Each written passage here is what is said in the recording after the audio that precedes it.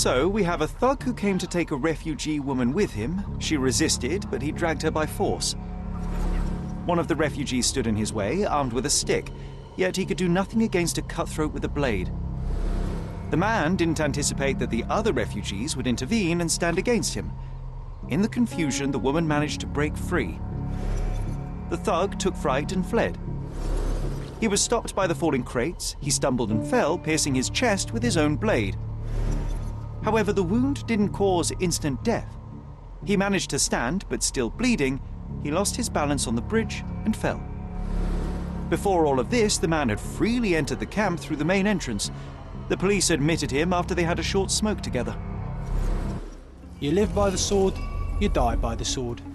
In our man's case, it's the same sword.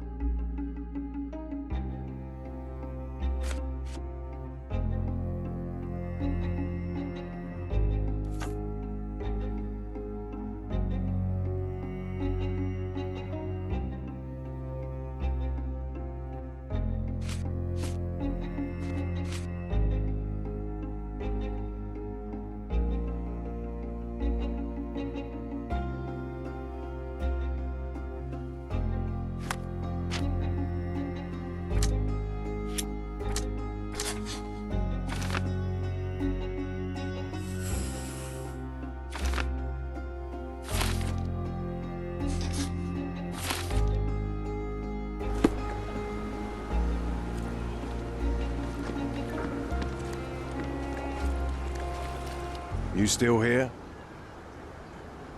I'll just look around and do my paperwork. You won't even notice me. I wish. You still here?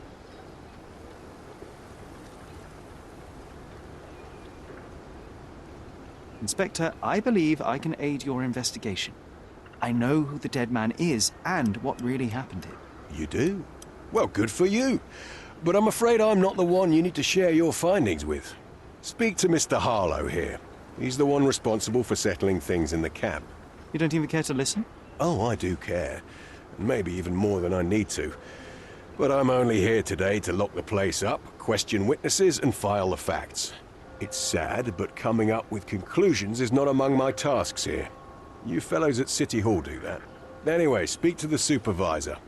I'll just stand by and listen to what you have to say.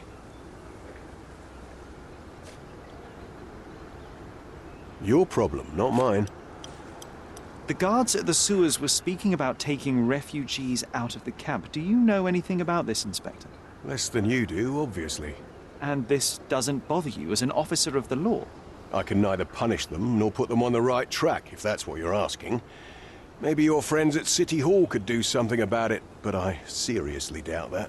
To be honest, I'm sick and tired of being frowned on for my uniform. If those fine gentlemen you've eavesdropped on are in some shady business, that's on their heads.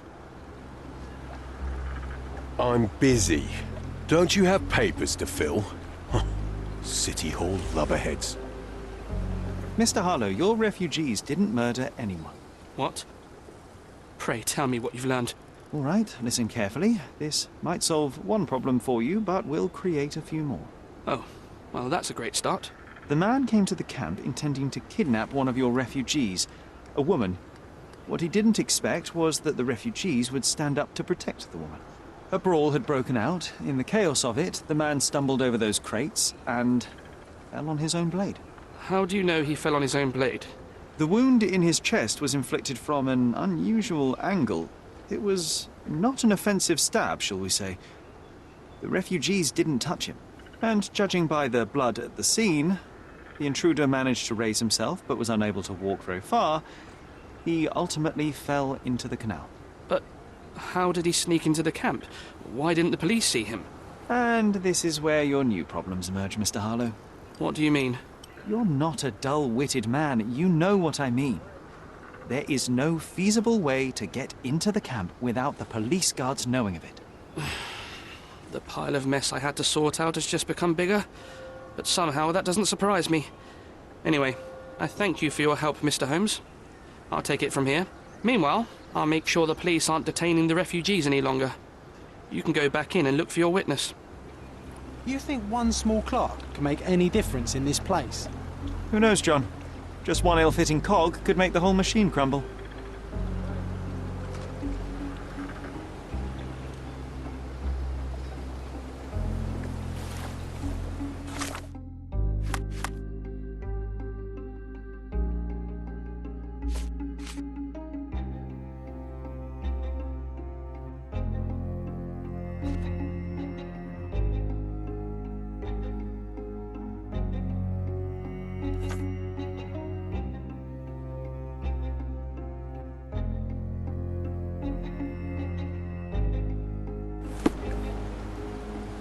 I owe you a lot, Mr. Holmes.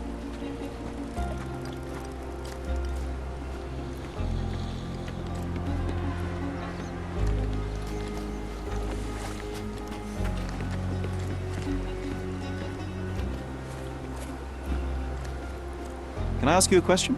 They often take us from the camps to work. Most don't mind, though. It's the only way we get a glimpse of freedom.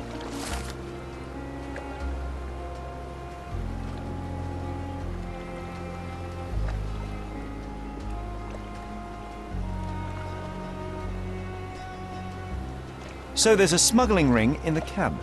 This wasn't the first time that someone freely entered the camp to take a refugee out. At least it was certainly his last time. My gut tells me that we'll learn more about this ring when we find out where the thug came from.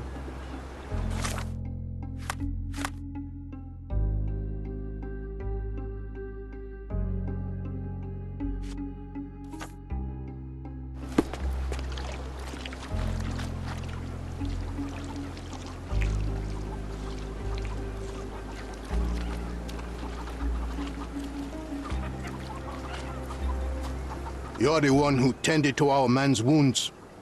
I thank you greatly. The police didn't allow us to help him. The police will leave you alone now. I've proven to them that the man who came into the camp died due to his own foolishness. Thank you for standing up for us. But nobody would help us without a reason. You're here because you want something. Yes, I do. I need to speak with the girl drawn here. The dead man came for her too. He wanted to take the girl away, but we won't allow her to be hurt again. What do you want from Naylor? Naylor. She was hurt some time ago. I'm here to find the people who did this and bring them to justice. And to find them, I need Naylor's help. Will you let me speak to her? Justice. There's no justice on this land. But you helped us, so maybe your words are not empty. You can speak to Naylor, if she wants it. But I will be watching you. Hello, Naylor?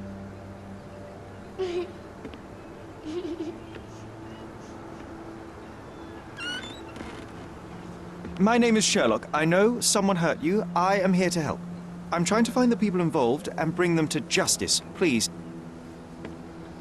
There is a photograph, and I'm sorry, it is terrible, but I simply must ask. Where did this happen? What can you tell me about these people? Christ, Sherlock. Naylor, I'm sorry. I'm not very good at this. You come here for me, but you are rude and cruel and condescending. A cross. The man had this cross. Now go away. Leave us be. I do not need another white man's help.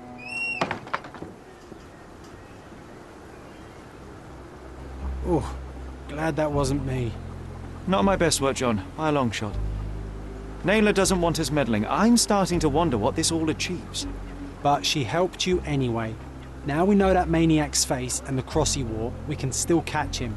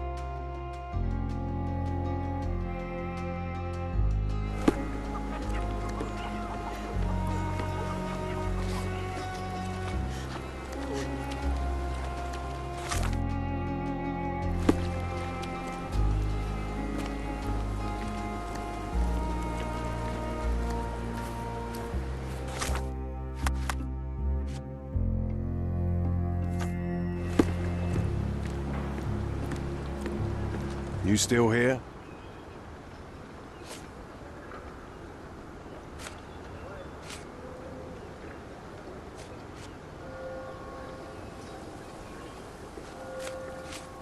Your problem, not mine.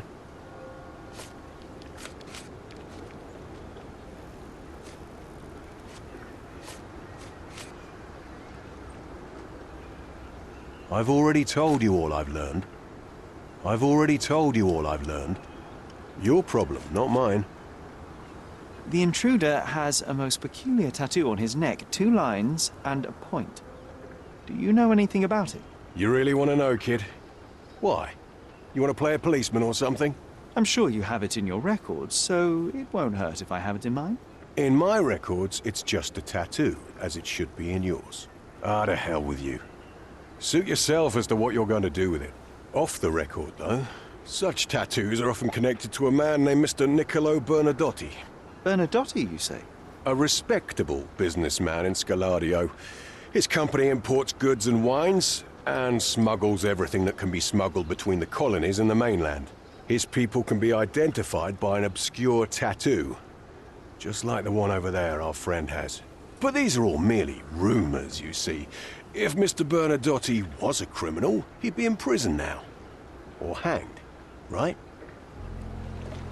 You're disturbing a hornet's nest here, son. I owe you a lot, Mr. Holmes.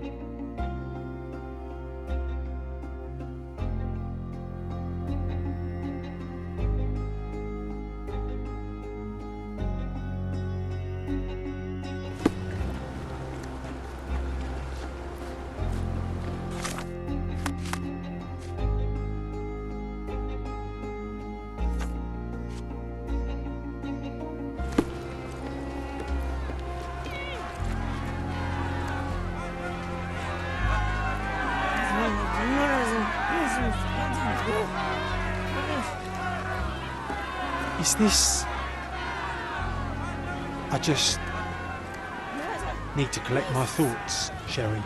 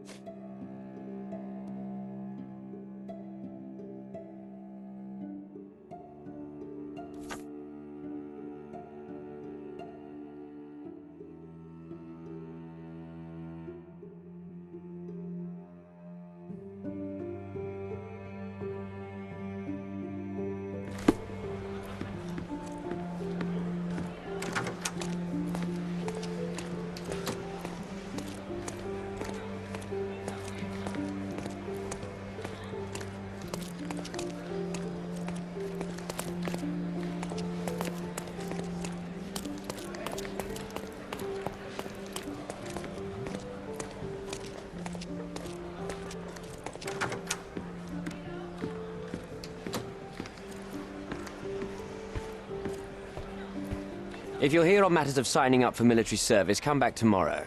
Our department needs to straighten out some business.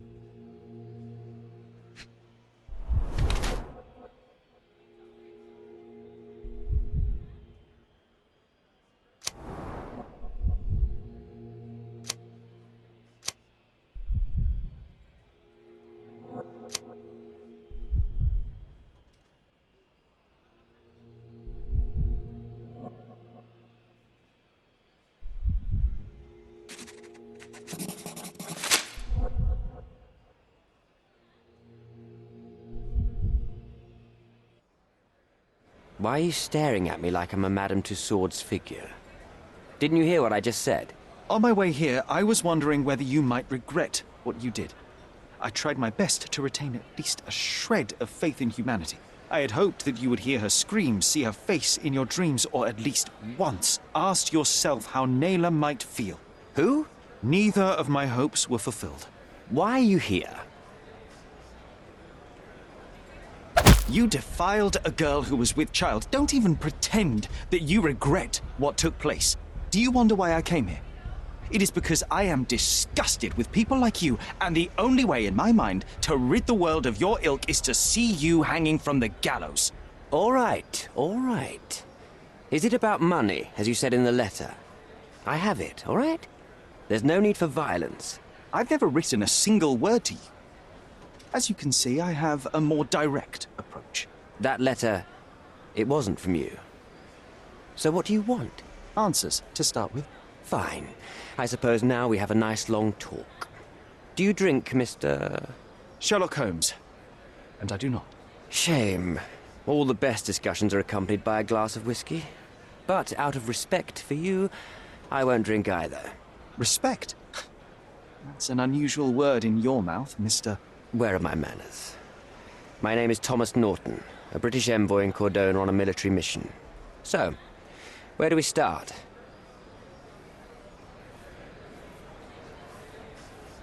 So, let's return to the beginning. What happened at the party?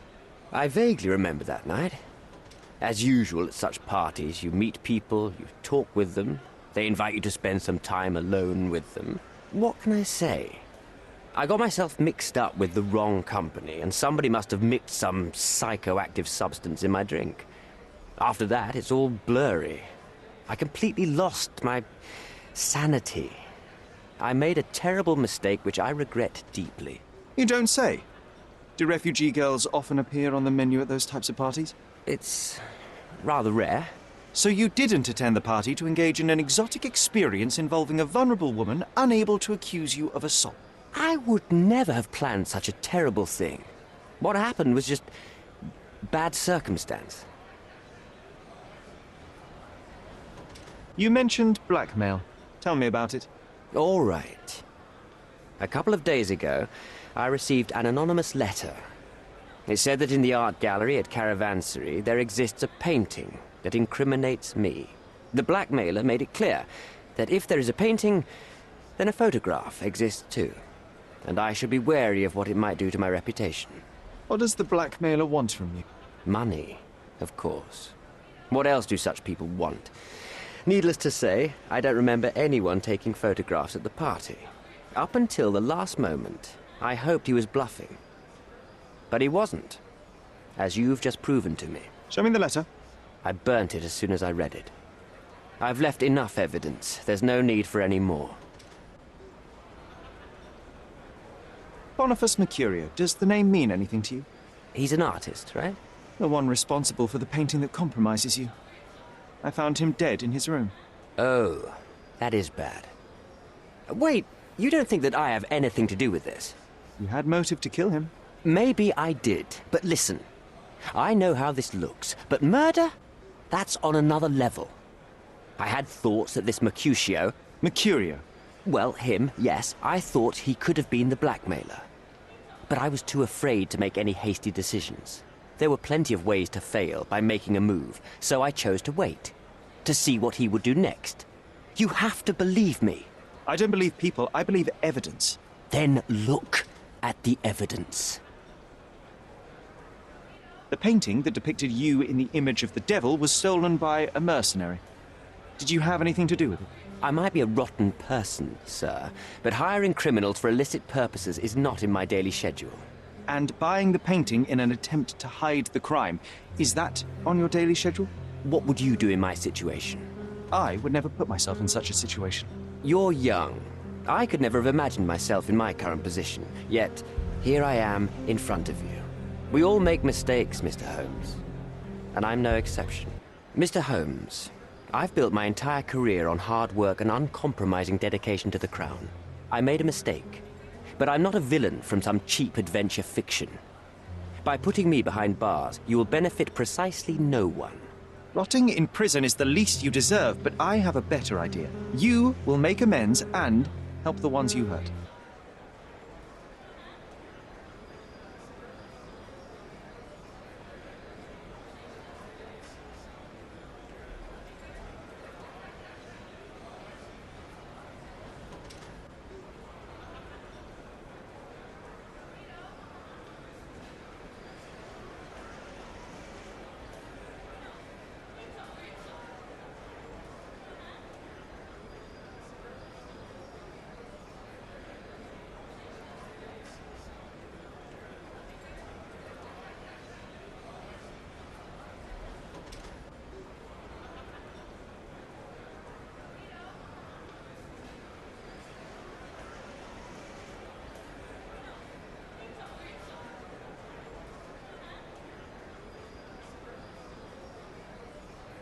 Use your connections to help patriate the refugees, find them decent homes, give them jobs.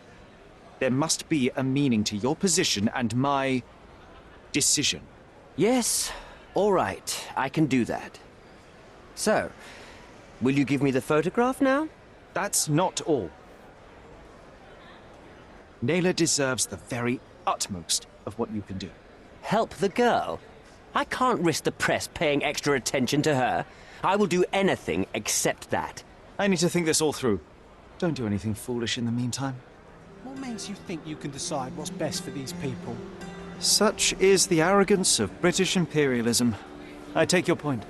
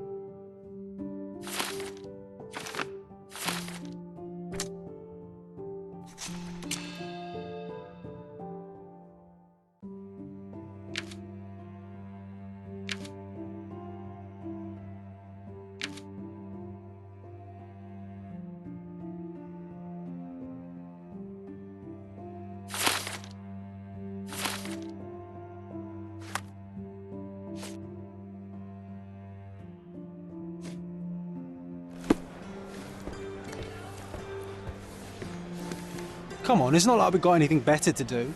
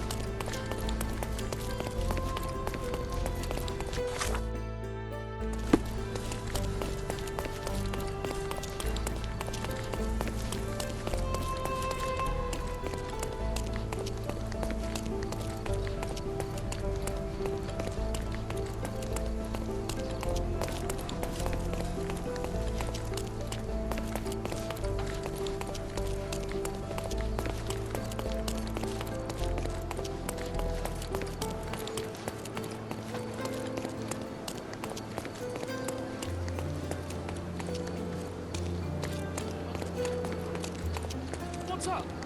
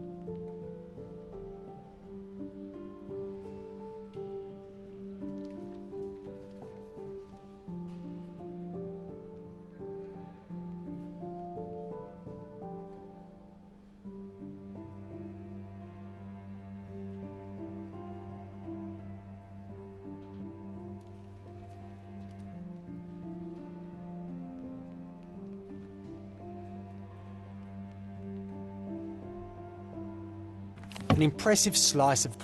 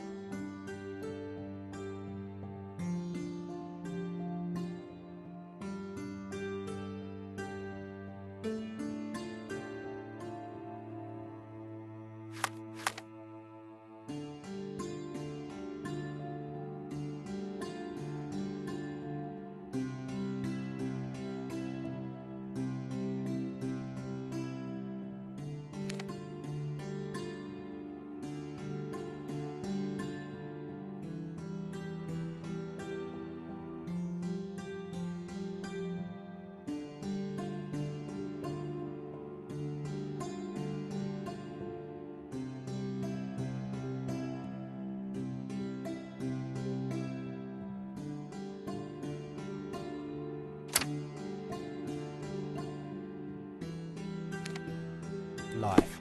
The police had a lot on him and at the same time, nothing at all. Amateurs.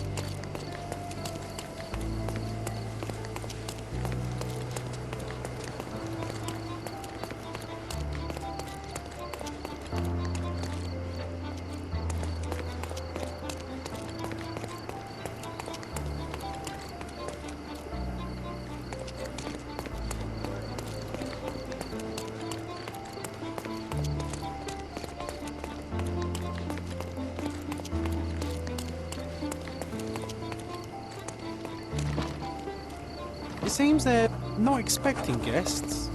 I won't wait for an invitation, John.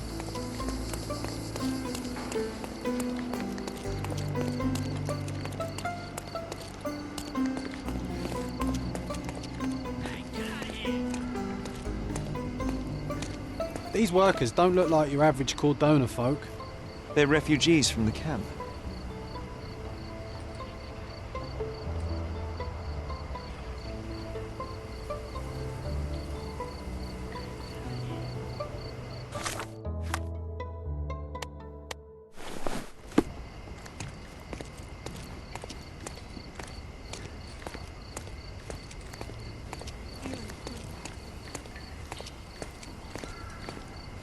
That's our way in, Sherry.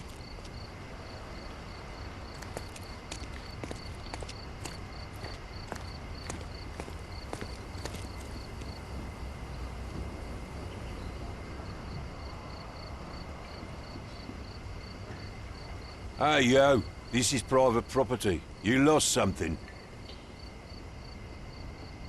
My name is Sherlock Holmes. I'm investigating a robbery, and Mr. Bernadotte may be just the man to help me with... You a copper? I have nothing to do with the police. Mr. Bernadotte isn't seeing anyone. You have 3 seconds to walk away, or you'll never walk again. Capito? It's in Mr. Bernadotte's best interest to... 1. I did try to resolve this peacefully.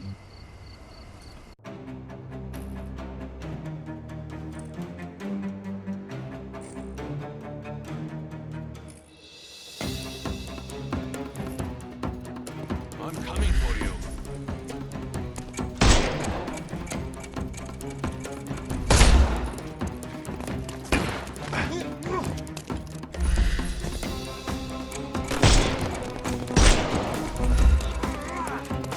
I couldn't miss the party.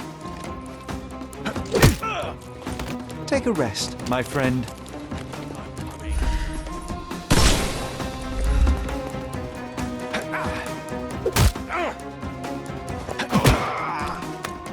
No more crime for you. The snuff's ready.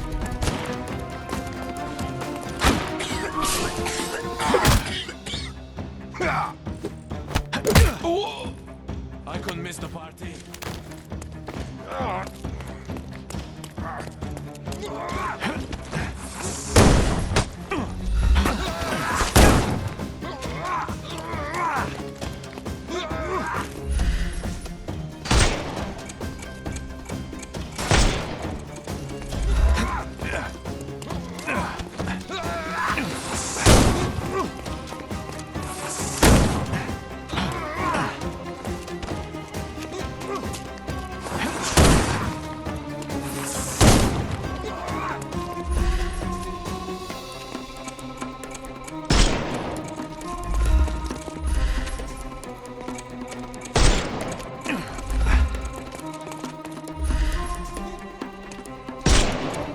I thought we were against murder. Give him the pepper snuff.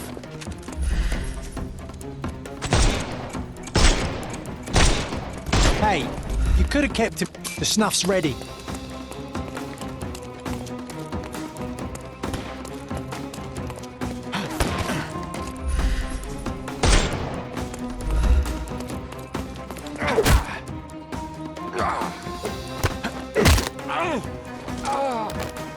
Don't cry, you'll live. Give him the pepper snuff.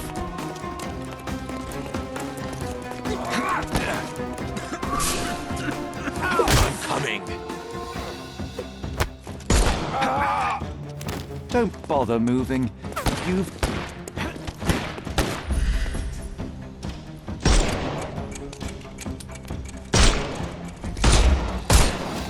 May I?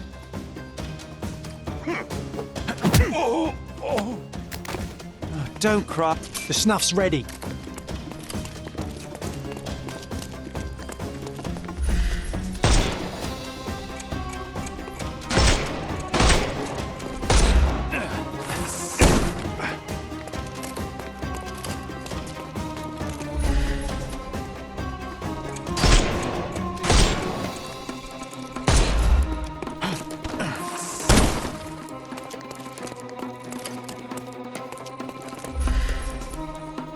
Time to knock this guy out.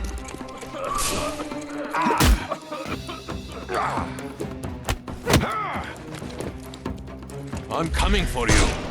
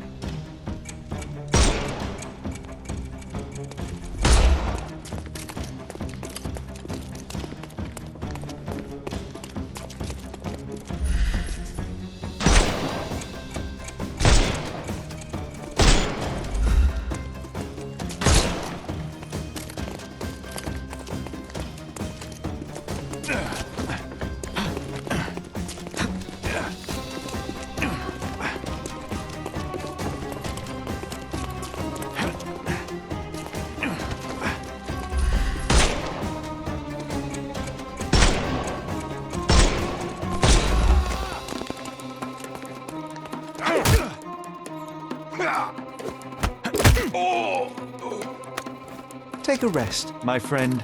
Give him the pepper snuff.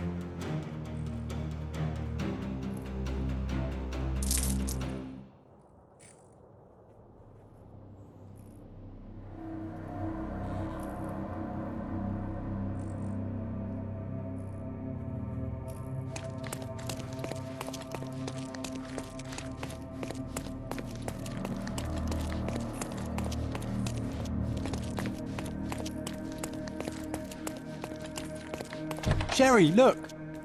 This seems familiar.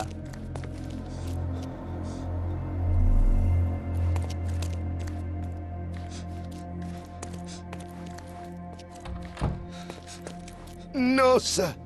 Don't hurt me. It's all right. I won't harm. An Like you amazing didn't piece harm of the culture. folks on the I way imagine here. many collectors and museums would be interested in having it.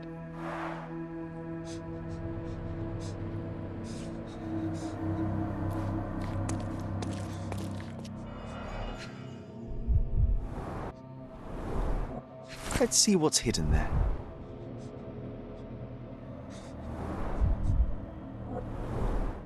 Vogel's stolen painting.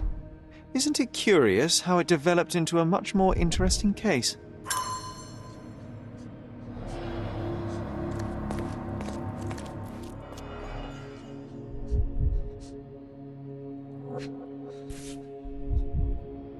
A Dogon statue from West Africa.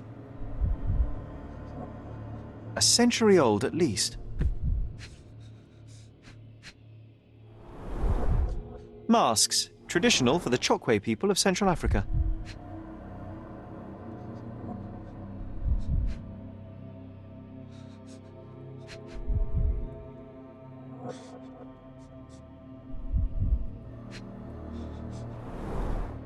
VH Grindley Flow Blue tableware. This is what lies behind the facade of Bernadotte Company Limited.